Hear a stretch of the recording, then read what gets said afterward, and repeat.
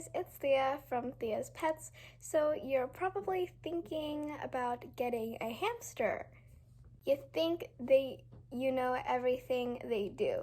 They just run on their wheel during the day and you can get them a small cage and they love to be cuddled and held, but most of these things aren't true. So we're going to talk about things you should know before getting a hamster.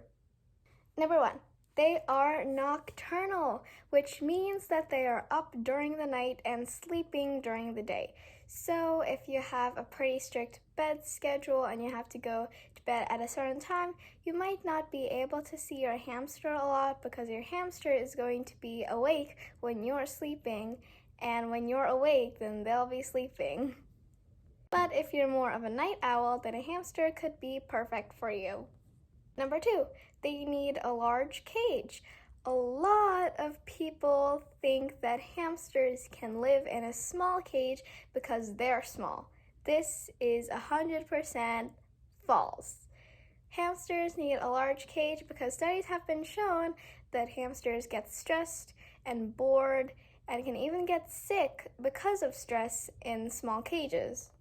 I'm not going to go into too much detail about that, but if you want a video on why hamsters need large cages, then tell me in the comments. Hamsters need a bare minimum of 450 square inches. My cage was 576 square inches, and the bare minimum isn't necessarily what your hamster needs. A lot of hamsters still get a little stressed out in 450 square inch cages, so go for the biggest size possible. Number 3, they don't live very long. Hamsters on average can live 1 to 1.5 years. Some can live longer, some can live shorter. My hamsters didn't live very long. Munchkin only lived 1.5 months and Oreo lived 4.5 months. And the last reason is some hamsters don't like to be interacted with. Some hamsters are what you call a ghost hamster, is when they wake up at basically around like 2 a.m. or very late when you're probably sleeping and you don't get to see them much. They don't like to be interacted with, they don't like to play with you, they don't like to be in your hand, and that's just something you're gonna have to deal with.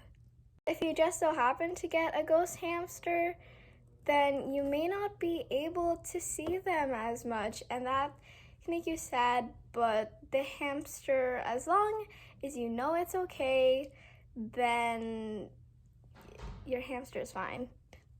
Hamsters aren't really an animal that need human interaction. And I'll link Victoria Rachel's video on what are ghost hamsters in the description. So those are pretty much all of the things that you need to know before getting a hamster.